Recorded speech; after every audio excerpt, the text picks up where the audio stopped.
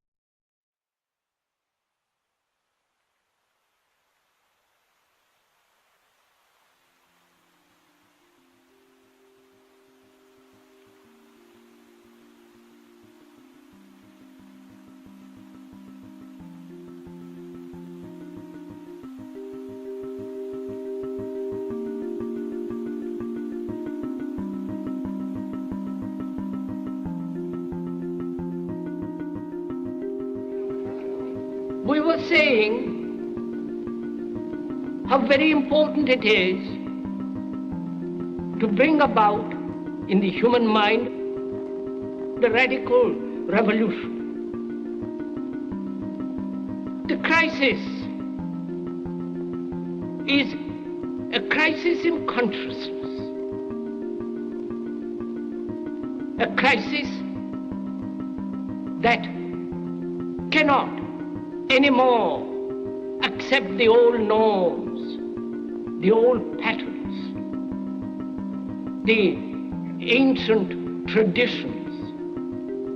And considering what the world is now, with all their misery, conflict, destructive brutality, aggression, and so on, man is still as he was. He's still brutal, violent, aggressive, acquisitive, competitive, and he has built a society along these lines.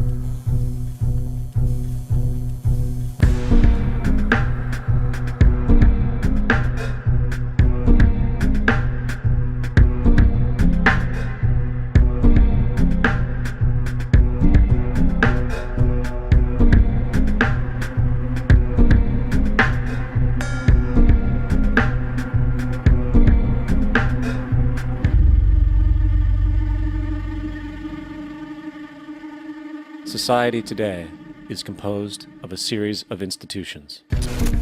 From political institutions, legal institutions, religious institutions, to institutions of social class, familial values, and occupational specialization. It is obvious the profound influence these traditionalized structures have in shaping our understandings and perspectives. Yet, of all the social institutions we are born into, directed by, and conditioned upon, there seems to be no system as taken for granted and misunderstood as the monetary system.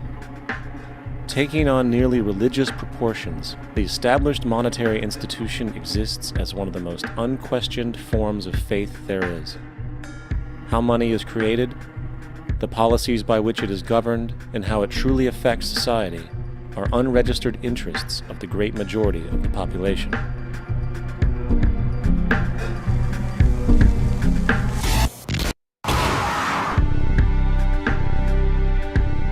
In a world where 1% of the population owns 40% of the planet's wealth, in a world where 34,000 children die every single day from poverty and preventable diseases, and where 50% of the world's population lives on less than $2 a day, one thing is clear: something is very wrong.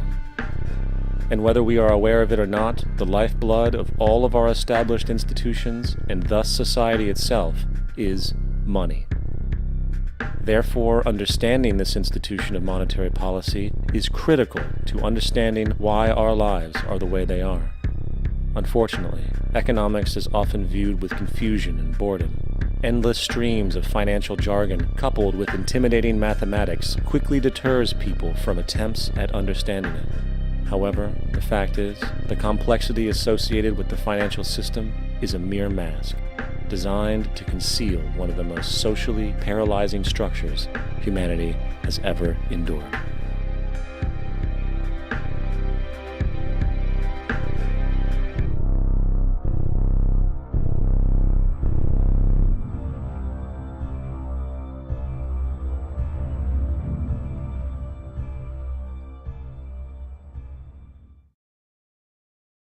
A number of years ago, the Central Bank of the United States, the Federal Reserve, produced a document entitled Modern Money Mechanics. This publication detailed the institutionalized practice of money creation as utilized by the Federal Reserve and the web of global commercial banks it supports. On the opening page, the document states its objective. The purpose of this booklet is to describe the basic process of money creation in a fractional reserve banking system. It then proceeds to describe this fractional reserve process through various banking terminology, a translation of which goes something like this. The United States government decides it needs some money, so it calls up the Federal Reserve and requests, say, $10 billion. The Fed replies, saying, sure, we'll buy $10 billion in government bonds from you. So the government takes some pieces of paper, paints some official-looking designs on them, and calls them treasury bonds. Then it puts a value on these bonds to the sum of $10 billion and sends them over to the Fed. In turn, the people at the Fed draw up a bunch of impressive pieces of paper themselves, only this time calling them Federal Reserve notes, also designating a value of $10 billion to the Fed. The Fed then takes these notes and trades them for the bonds. Once this exchange is complete, the government then takes the $10 billion in Federal Reserve notes and deposits it into a bank account. And upon this deposit, the paper notes officially become legal tender money, adding $10 billion to the U.S. money supply. And there it is. $10 billion in new money has been created. Of course, this example is a generalization, for, in reality, this transaction would occur electronically, with no paper used at all. In fact, only 3% of the U.S. money supply exists in physical currency. The other 97% essentially exists in computers alone. Now, government bonds are, by design, instruments of debt, and when the Fed purchases these bonds, with money it essentially created out of thin air, the government is actually promising to pay back that money to the Fed. In other words, the money was created out of debt. This mind-numbing paradox of how money or value can be created out of debt or a liability will become more clear as we further this exercise. So, the exchange has been made and now $10 billion sits in a commercial bank account. Here's where it gets really interesting. For as based on the fractional reserve practice, that $10 billion deposit instantly becomes part of the bank's reserves, just as all deposits do. And regarding reserve requirements, as stated in modern money mechanics, a bank must maintain legally required reserves equal to a prescribed percentage of its deposits. It then quantifies this by stating, under current regulations, the reserve requirement against most transaction accounts is 10%. This means that with a $10 billion deposit, 10% or $1 billion is held as the required reserve, while the other $9 billion is considered an excessive reserve and can be used as the basis for new loans. Now, it is logical to assume that this $9 billion is literally coming out of the existing $10 billion deposit, However, this is actually not the case. What really happens is that the $9 billion is simply created out of thin air on top of the existing $10 billion deposit. This is how the money supply is expanded. As stated in modern money mechanics, of course they, the banks, do not really pay out loans from the money they receive as deposits. If they did this, no additional money would be created. What they do when they make loans is to accept promissory notes, loan contracts, in exchange for credits, money, to the borrower's transaction accounts. In other words, the $9 billion can be created out of nothing simply because there is a demand for such a loan and that there is a $10 billion deposit to satisfy the reserve requirements. Now, let's assume that somebody walks into this bank and borrows the newly available $9 billion. They will then most likely take that money and deposit it into their own bank account. The process then repeats, for that deposit becomes part of the bank's reserves. 10% is isolated, and in turn 90% of the $9 billion, or $8.1 billion, is now available as newly created money for more loans. And of course, that 8.1 can be loaned out and redeposited, creating an additional 7.2 billion, to 6.5 billion, to 5.9 billion, etc. This deposit money creation loan cycle can technically go on to infinity. The average mathematical result is that about $90 billion can be created on top of the original $10 billion. In other words, for every deposit that ever occurs in the banking system, about 9 times that amount can be created out of thin air. Money jitters. Ask the obliging Bank of America for a jar of soothing instant money, M-O-N-E-Y, in the form of a convenient personal loan.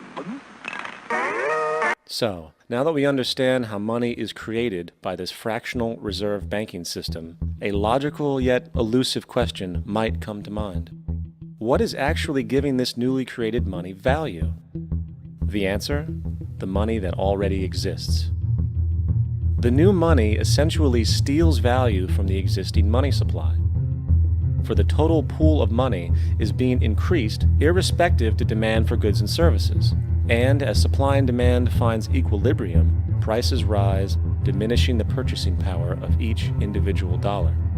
This is generally referred to as inflation, and inflation is essentially a hidden tax on the public. What is the advice that you generally get? And that is inflate the currency. They don't say debase the currency. They don't say devalue the currency. They don't say cheat the people who are saved. They say lower the interest rates. The real deception is when we distort the value of money. When we create money out of thin air, we have no savings, and yet there's so-called capital. So my question boils down to this: how in the world can we expect to solve the problems of inflation, that is, the increase in the supply of money, with more inflation?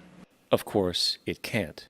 The fractional reserve system of monetary expansion is inherently inflationary. For the act of expanding the money supply without there being a proportional expansion of goods and services in the economy will always debase a currency. In fact, a quick glance at the historical values of the US dollar versus the money supply reflects this point definitively, for the inverse relationship is obvious. $1 in 1913 required $21.60 in 2007 to match value. That is a 96% devaluation since the Federal Reserve came into existence. Now, if this reality of inherent and perpetual inflation seems absurd and economically self-defeating, hold that thought, for absurdity is an understatement in regard to how our financial system really operates. For in our financial system, money is debt. And debt is money. Here is a chart of the U.S. money supply from 1950 to 2006. Here is a chart of the U.S. national debt for the same period. How interesting it is that the trends are virtually the same. For the more money there is, the more debt there is. The more debt there is, the more money there is. To put it a different way, every single dollar in your wallet is owed to somebody by somebody. For remember, the only way the money can come into existence is from loans. Therefore, if everyone in the country were able to pay off all debts, including the government, there would not be $1 in circulation.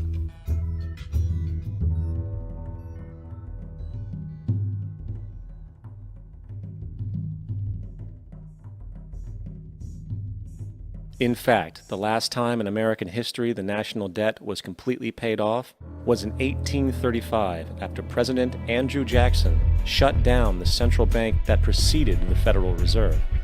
In fact, Jackson's entire political platform essentially revolved around his commitment to shut down the central bank, stating at one point, "The bold efforts the present bank has made to control the government are but premonitions of the fate that awaits the American people, should they be deluded into a perpetuation of this institution or the establishment of another like it." Unfortunately, his message was short-lived, and the international bankers succeeded to install another central bank in 1913, the Federal Reserve. And as long as this institution exists, perpetual debt is guaranteed. Now, so far we have discussed the reality that money is created out of debt, through loans.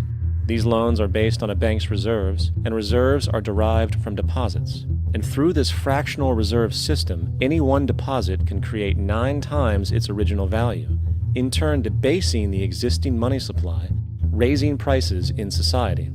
And since all this money is created out of debt and circulated randomly through commerce, people become detached from their original debt, and a disequilibrium exists where people are forced to compete for labor in order to pool enough money out of the money supply to cover their costs of living. As dysfunctional and backwards as all of this might seem, there is still one thing we have omitted from this equation. And it is this element of the structure which reveals the truly fraudulent nature of the system itself: the application of interest. When the government borrows money from the Fed, or when a person borrows money from a bank, it almost always has to be paid back with accrued interest. In other words, almost every single dollar that exists must be eventually returned to a bank with interest paid as well. But if all money is borrowed from the central bank and is expanded by commercial banks through loans, only what would be referred to as the principal is being created in the money supply. So then, where is the money to cover all of the interest that is charged? Nowhere. It doesn't exist. The ramifications of this are staggering, for the amount of money owed back to the banks will always exceed the amount of money that is available in circulation. This is why inflation is a constant in the economy, for new money is always needed to help cover the perpetual deficit built into the system, caused by the need to pay the interest. What this also means is that mathematically, defaults and bankruptcy are literally built into the system, and there will always be poor pockets of society that get the short end of the stick. An analogy would be a game of musical chairs, for once the music stops, somebody is left out to dry. And that's the point. It invariably transfers true wealth from the individual to the banks. For if you are unable to pay for your mortgage, they will take your property. This is particularly enraging when you realize that not only is such a default inevitable due to the fractional reserve practice, but also because of the fact that the money that the bank loaned to you didn't even legally exist in the first place.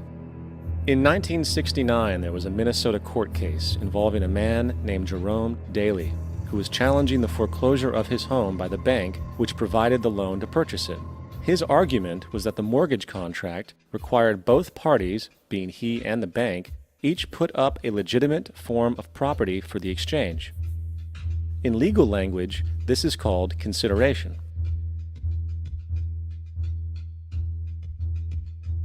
Mr. Daly explained that the money was, in fact, not the property of the bank, for it was created out of nothing as soon as the loan agreement was signed.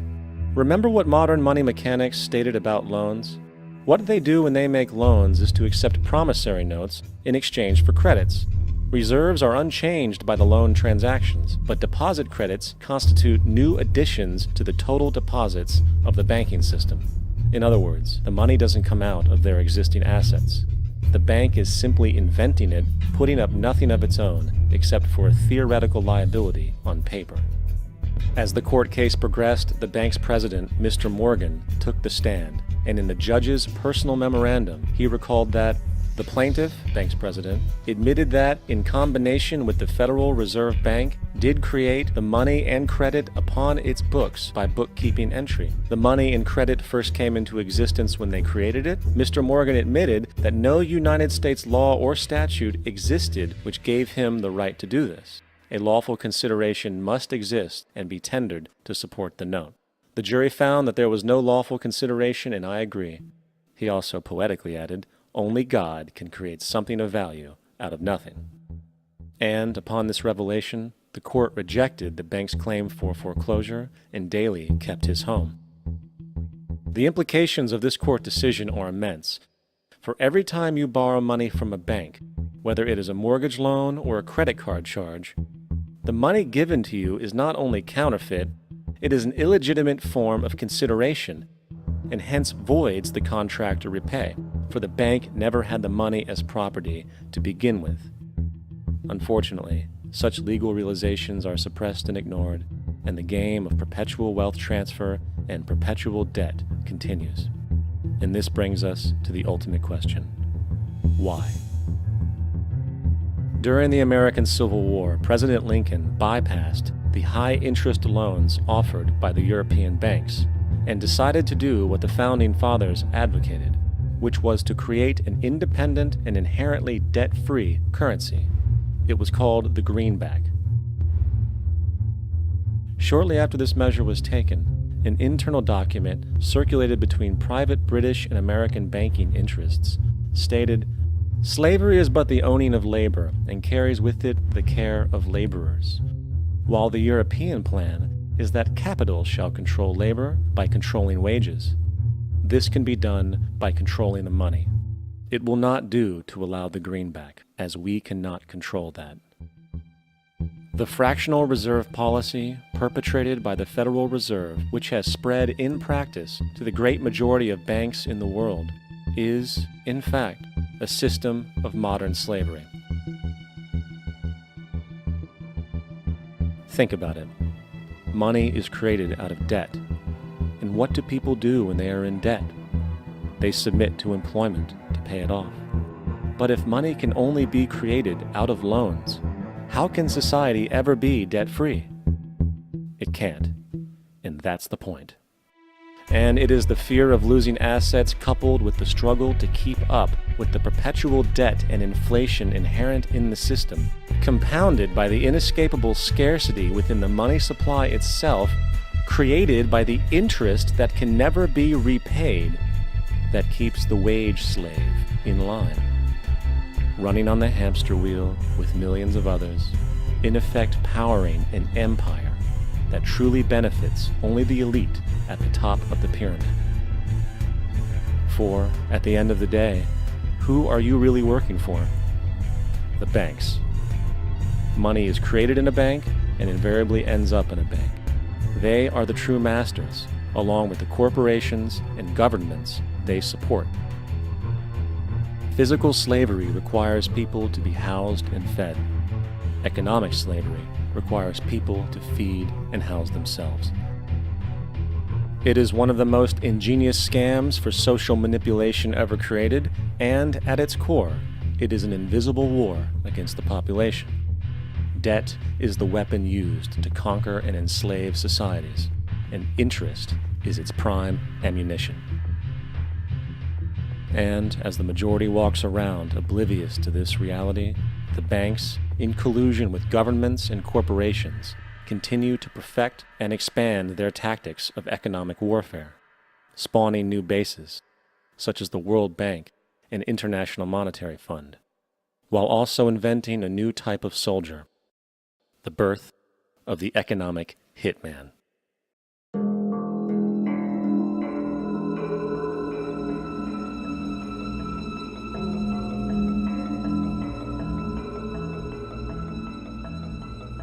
We economic hitmen really have been the ones responsible for creating this first truly global empire. And we work many different ways.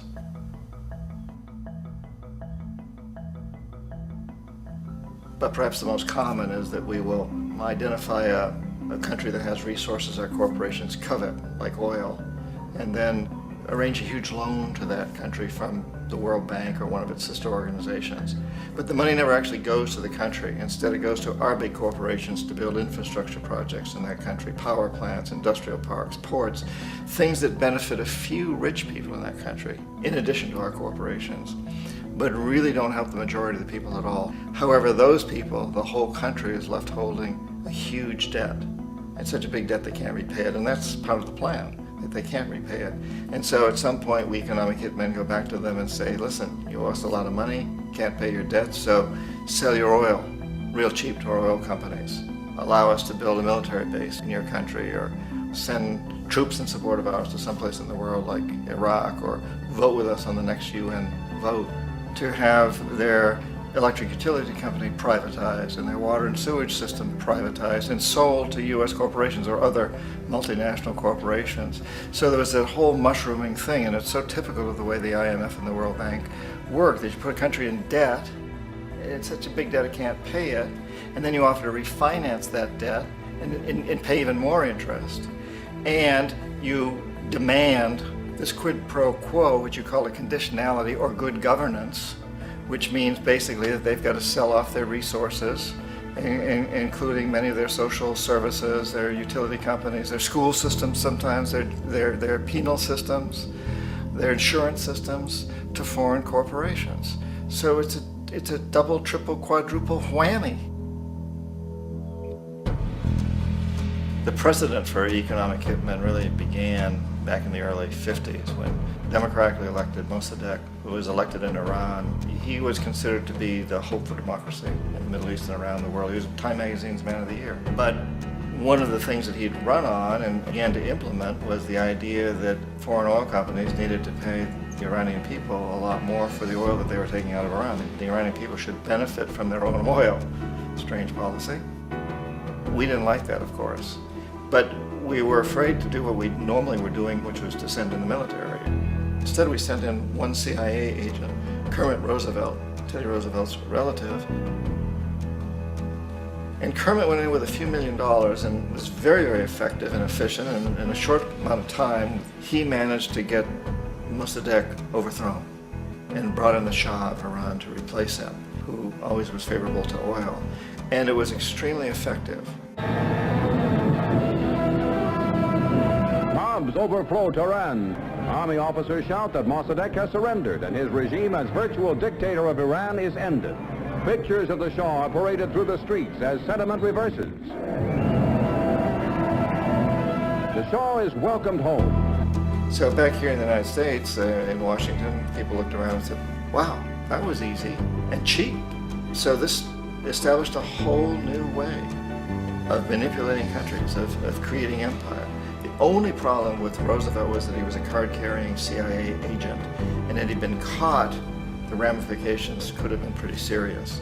So very quickly at that point, the decision was made to use private consultants to channel the money through the World Bank or the IMF or one of the other such agencies, to bring in people like me who worked for private companies, so that if we got caught, there would be no governmental ramifications.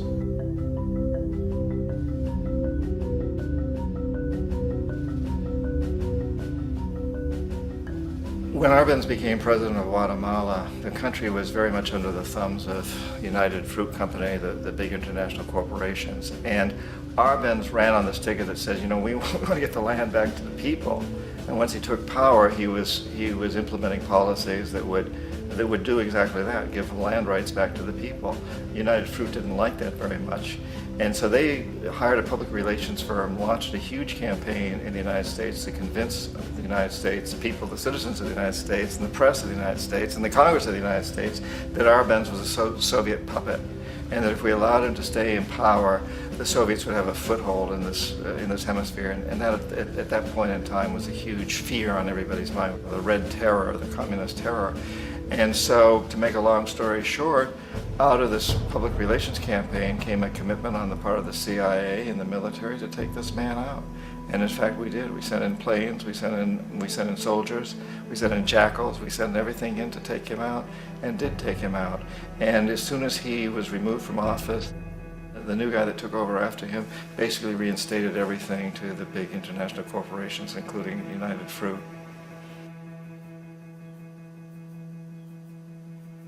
Ecuador for many, many years had been ruled by pro-US dictators, often relatively brutal. Then it was decided that they were going to have a truly democratic election. Jaime Roldos ran for office, and his main goal, he said, as president would be to make sure that Ecuador's resources were used to help the people. And he won, overwhelming, by more votes than anybody had ever won anything in Ecuador. And he began to implement these policies to make sure that the profits from oil went to help the people. Well, we didn't like that in the United States. I was sent down as one of several economic hitmen to change Roldos, to corrupt him, to bring him around, to let him know, okay, you can get very rich, you and your family, if you play our game, but if you continue to try to keep these policies you've promised, you're going to go. He wouldn't listen. He was assassinated. As soon as the plane crashed, the whole area was cordoned off. The only people allowed in were U.S. military from a nearby base and some of the Ecuadorian military. When an investigation was launched, 2 of the key witnesses died in car accidents before they had a chance to testify. A lot of very, very strange things that went on around the assassination of Jaime Roldos. I, like most people who've really looked at this case, have absolutely no doubt that it was an assassination. And of course, in my position as an economic hitman, I was always expecting something to happen to Jaime, whether it be a coup or assassination, I wasn't sure, but that he would be taken down because he was not being corrupted. He would not allow himself to be corrupted the way we wanted to corrupt him. Omar Torrijos, president of Panama, was one of my favorite people. I really, really liked him. He was very charismatic. He was a guy who really wanted to help his country. And when I tried to bribe him or corrupt him, he said, look, John, he called me Juanito. He said, look, Juanito, I don't need the money. What I really need is for my country to be treated fairly. I need for the United States to repay the debts that you owe my people for all the destruction you've done here. I need to be in a position where I can help other Latin American countries win their independence and be free of this terrible presence from the north that you people are exploiting us so badly. I need to have the Panama Canal back in the hands of the Panamanian people. That's what I want. And so, leave me alone. Don't try to bribe me. It was 1981, and in May, Jaime Roldos was assassinated. And Omar was very aware of this. Torrijos got his family together and he said, I'm probably next, but it's okay because I've done what I came here to do. I've renegotiated the canal. The canal will now be in our hands. He just finished negotiating the treaty with Jimmy Carter. In June of that same year, just a couple of months later, he also went down in an airplane crash, which there's no question was executed by CIA-sponsored jackals. Tremendous amount of evidence that one of Torrijos' security guards handed him at the last moment as he was getting on the plane a tape recorder, a small tape recorder that contained a bomb.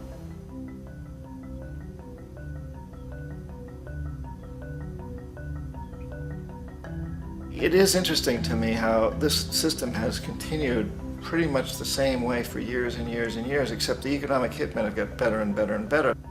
Then we come up with, very recently, what happened in Venezuela.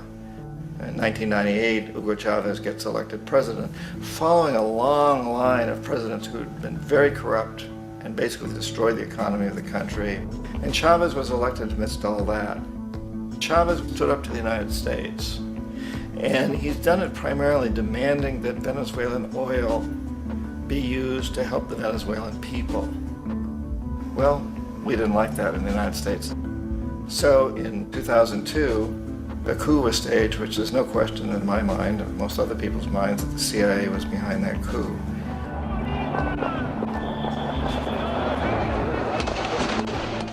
The way that coup was fomented was very reflective of what Kermit Roosevelt had done in Iran, of paying people to go out into the streets to riot, to protest, to say this Chavez is very unpopular. You know, if you can get a few thousand people to do that, television can make it look like it's the whole country, and things start to mushroom. Except in the case of Chavez, he was smart enough, and the people were so strongly behind him that they overcame it, which was a phenomenal moment in the history of Latin America.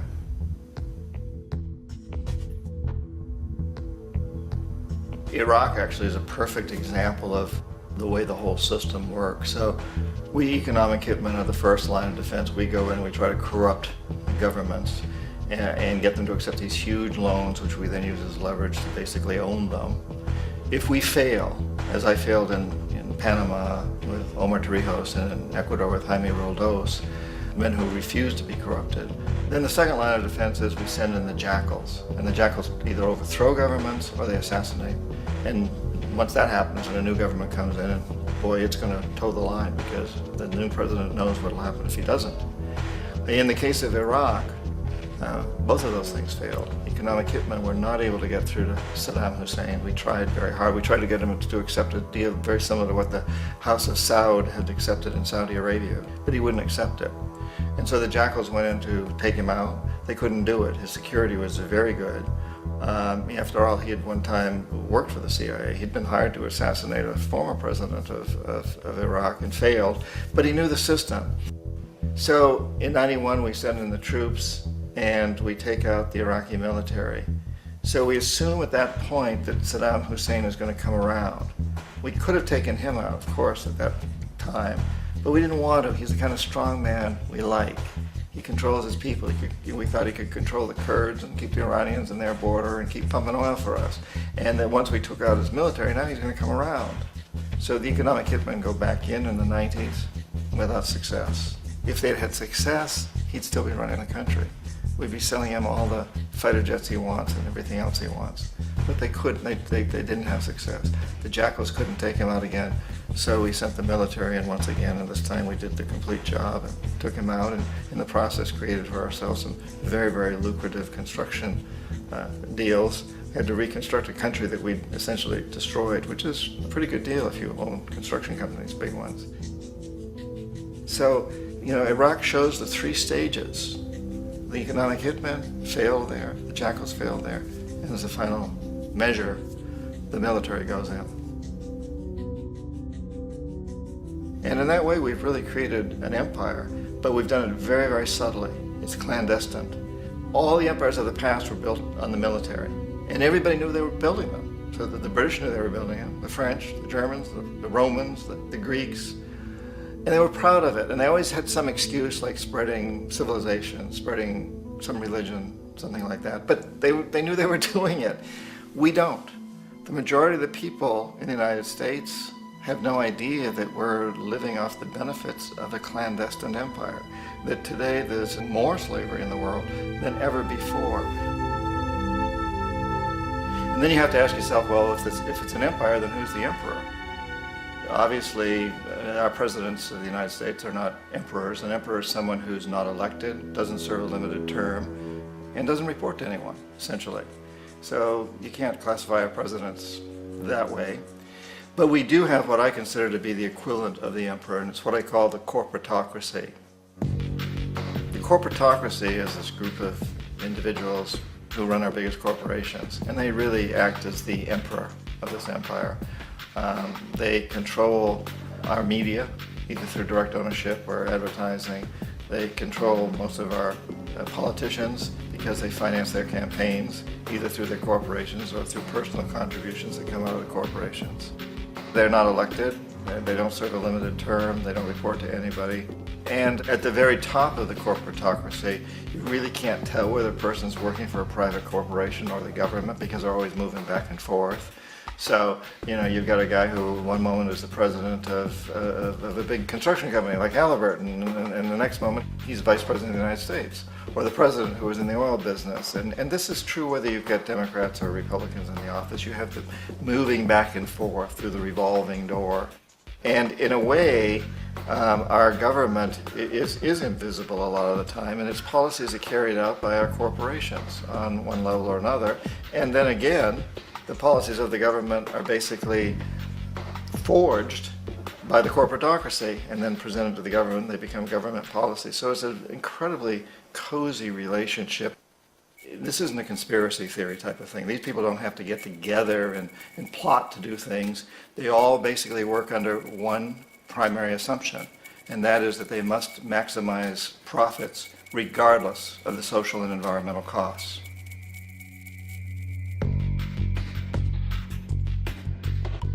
This process of manipulation by the corporatocracy through the use of debt, bribery, and political overthrow is called globalization. Just as the Federal Reserve keeps the American public in a position of indentured servitude through perpetual debt, inflation, and interest, the World Bank and IMF serve this role on a global scale. The basic scam is simple. Put a country in debt either by its own indiscretion or through corrupting the leader of that country, then impose conditionalities or structural adjustment policies, often consisting of the following. Currency devaluation. When the value of a currency drops, so does everything valued in it. This makes indigenous resources available to predator countries at a fraction of their worth. Large funding cuts for social programs. These usually include education and healthcare, compromising the well-being and integrity of the society, leaving the public vulnerable to exploitation. Privatization of state-owned enterprises. This means that socially important systems can be purchased and regulated by foreign corporations for profit. For example, in 1999, the World Bank insisted that the Bolivian government sell the public water system of its third largest city to a subsidy of the U.S. corporation Bechtel. As soon as this occurred, water bills for the already impoverished local residents skyrocketed. It wasn't until after a full-blown revolt by the people that the Bechtel contract was nullified. Then there is trade liberalization, or the opening up of the economy through removing any restrictions on foreign trade. This allows for a number of abusive economic manifestations, such as transnational corporations bringing in their own mass-produced products, undercutting the indigenous production and ruining local economies. An example is Jamaica, which, after accepting loans and conditionalities from the World Bank, lost its largest cash crop markets due to competition with Western imports. Today, countless farmers are out of work, for they are unable to compete with the large corporations. Another variation is the creation of numerous, seemingly unnoticed, unregulated, inhumane sweatshop factories, which take advantage of the imposed economic hardship. Additionally, due to production deregulation, environmental destruction is perpetual, as a country's resources are often exploited by the indifferent corporations while outputting large amounts of deliberate pollution. The largest environmental lawsuit in the history of the world today is being brought on behalf of 30,000 Ecuadorian Amazonian people against Texaco, which is now owned by Chevron. So today it's against Chevron, but for activities conducted by Texaco. Estimated to be more than 18 times what the Exxon Valdez dumped into the coast of Alaska. In the case of Ecuador, it wasn't an accident. The oil companies did it intentionally. They knew they were doing it to save money out there rather than arranging for proper disposal. Furthermore, a cursory glance at the performance record of the World Bank reveals that the institution, which publicly claims to help poor countries develop and alleviate poverty, has done nothing but increase poverty and the wealth gap, while corporate profits soar. In 1960, the income gap between the fifth of the world's people in the richest countries versus the fifth in the poorest countries was 30 to 1. By 1998, it was 74 to 1. While global GNP rose 40% between 1970 and 1985, those in poverty actually increased by 17%. While from 1985 to 2000, those living on less than $1 a day increased by 18%. Even the Joint Economic Committee of the U.S. Congress admitted that there is a mere 40% success rate of all World Bank projects. In the late 1960s, the World Bank intervened in Ecuador with large loans. During the next 30 years, poverty grew from 50% to 70%. Under or unemployment grew from 15 to 70%. Public debt increased from 240 million to 16 billion, while the share of resources allocated to the poor went from 20% to 6%. In fact, by the year 2000, 50% of Ecuador's national budget had to be allocated for paying its debts. It is important to understand the World Bank is, in fact, a U.S. bank, supporting U.S. interests. For the United States holds veto power over decisions, as it is the largest provider of capital. And where did it get this money? You guessed it. It made it out of thin air through the fractional reserve banking system. Of the world's top 100 economies, as based on annual GDP, 51 are corporations, and 47 of that 51 are U.S.-based. Walmart, General Motors, and Exxon are more economically powerful than Saudi Arabia, Poland, Norway, South Africa, Finland, Indonesia, and many others. And as protective trade barriers are broken down, currencies tossed together and manipulated in floating markets, and state economies overturned in favor of open competition and global capitalism, the empire expands. You get up on your little 21-inch screen and howl about America and democracy. There is no America. There is no democracy. There is only IBM and ITT and AT&T and DuPont, Dow, Union Carbide, and Exxon. Those are the nations of the world today. What do you think the Russians talk about in their councils of state? Karl Marx? They get out their linear programming charts, statistical decision theories, Minimax solutions, and compute the price-cost probabilities of their transactions and investments, just like we do. We no longer live in a world of nations and ideologies, Mr. Beale. The world is a college of corporations, inexorably determined by the immutable bylaws of business. The world is a business, Mr. Beale.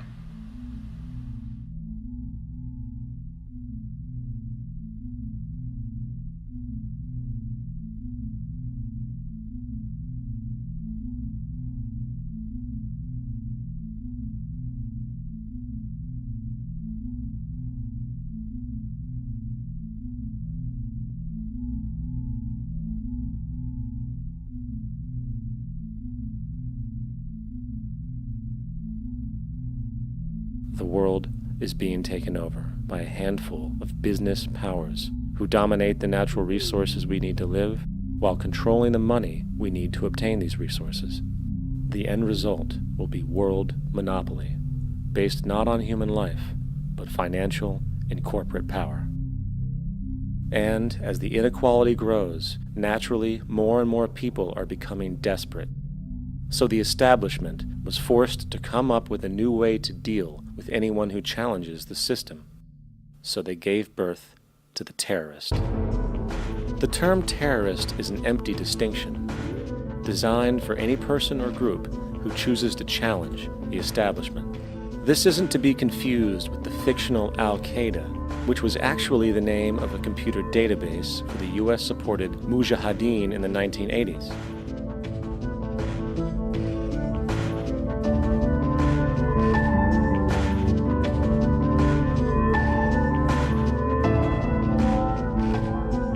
In 2007, the Department of Defense received $161.8 billion for the so-called global war on terrorism. According to the National Counterterrorism Center, in 2004, roughly 2,000 people were killed internationally due to supposed terrorist acts. Of that number, 70 were American.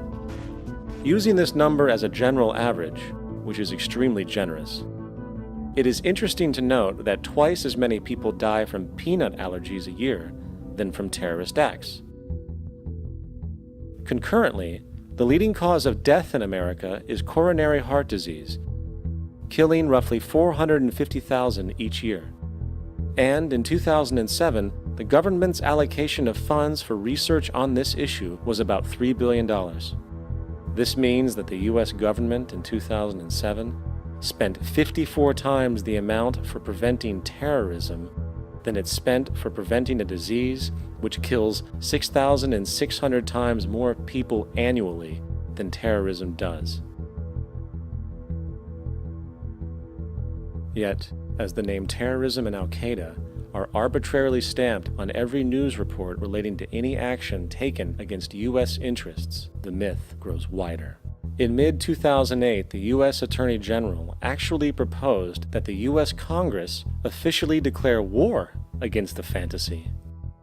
Not to mention, as of July 2008, there are now over 1 million people currently on the U.S. terrorist watch list.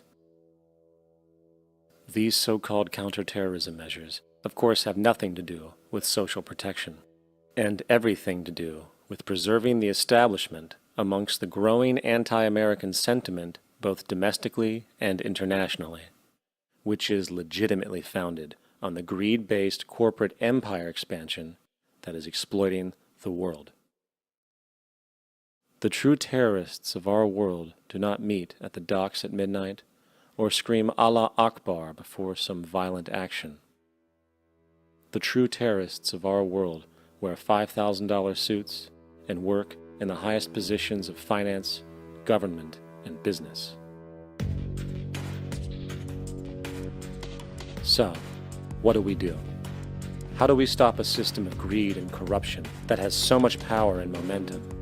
How do we stop this aberrant group behavior which feels no compassion for, say, the millions slaughtered in Iraq and Afghanistan, so the corporatocracy can control energy resources and opium production for Wall Street profit?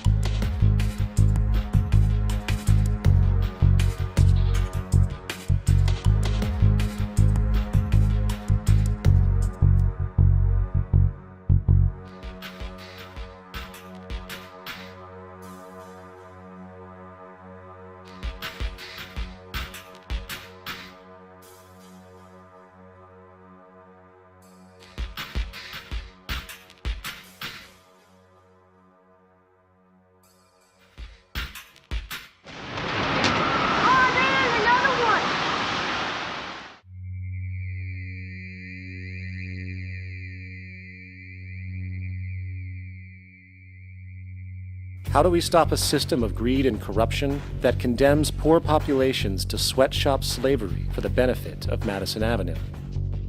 Or that engineers false flag terror attacks for the sake of manipulation? Or that generates built-in modes of social operation which are inherently exploitative? Or that systematically reduces civil liberties and violates human rights in order to protect itself from its own shortcomings? How do we deal with the numerous covert institutions, such as the Council on Foreign Relations, the Trilateral Commission, and the Bilderberg Group, and other undemocratically elected groups which, behind closed doors, collude to control the political, financial, social, and environmental elements of our lives? In order to find the answer, we must first find the true underlying cause. For the fact is, the selfish, corrupt, power, and profit-based groups are not the true source of the problem. They are symptoms.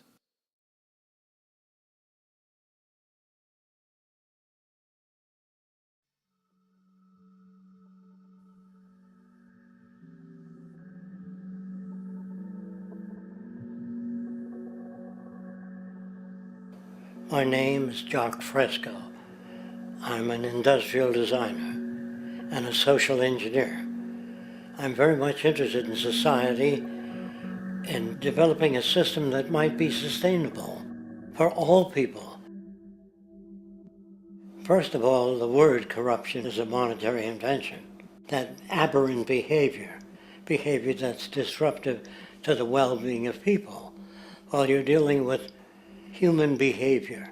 And human behavior appears to be environmentally determined, meaning if you were raised by the Seminole Indians as a baby, never saw anything else, you'd hold that value system. And this goes for nations, it goes for individuals, for families. They try to indoctrinate their children to their particular faith and their country and make them feel like they're part of that. And they build a society which they call established. They establish a workable point of view and tend to perpetuate that, whereas all societies are really emergent, not established. And so they fight new ideas that would interfere with the establishment. Governments try to perpetuate that which keeps them in power. People are not elected to political office to change things. They're put there to keep things the way they are. So you see, the basis of corruption is in our society. Let me make it clear. All nations then are basically corrupt because they tend to uphold existing institutions.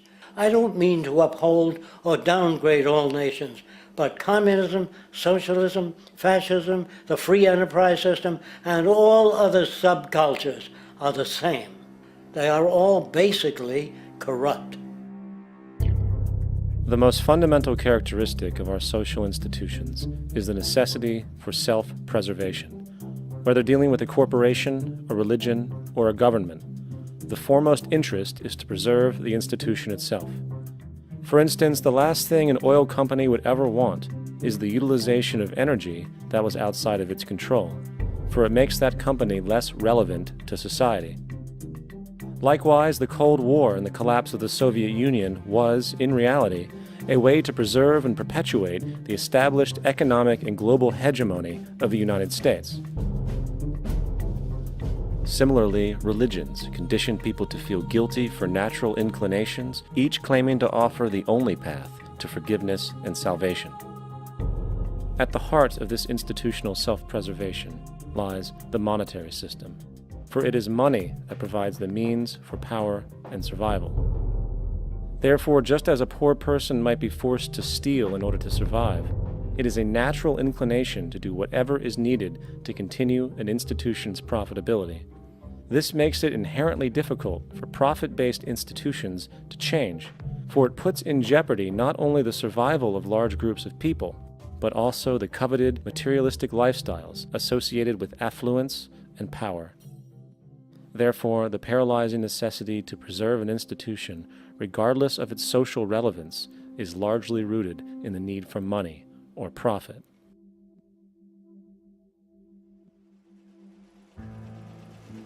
What's in it for me is why people think. And so if a man makes money selling a certain product, naturally he's going to fight the existence of another product that may threaten his institution. Therefore, people cannot be fair, and people do not trust each other. A guy will come over to you and say, I got just the house you're looking for. He's a salesman. When a doctor says, I think your kidney has to come out, I don't know if he's trying to pay off a yacht or whether my kidney has to come out. It's hard in a monetary system to trust people. If you came into my store and I said, this lamp that I've got is pretty good, but the lamp next door is much better, I wouldn't be in business very long. It wouldn't work. If I were ethical, it wouldn't work. So when you say industry cares for people, that's not true. They can't afford to be ethical. So your system is not designed to serve the well-being of people. If you still don't understand that, there would be no outsourcing of jobs if they cared about people. Industry does not care. They only hire people because it hasn't been automated yet. So don't talk about decency and ethics. We cannot afford it and remain in business. It is important to point out that regardless of the social system, whether fascist, socialist, capitalist, or communist, the underlying mechanism is still money, labor, and competition. Communist China is no less capitalistic than the United States. The The only difference is the degree by which the state intervenes in enterprise. The reality is that monetaryism, so to speak, is the true mechanism that guides the interests of all the countries on the planet.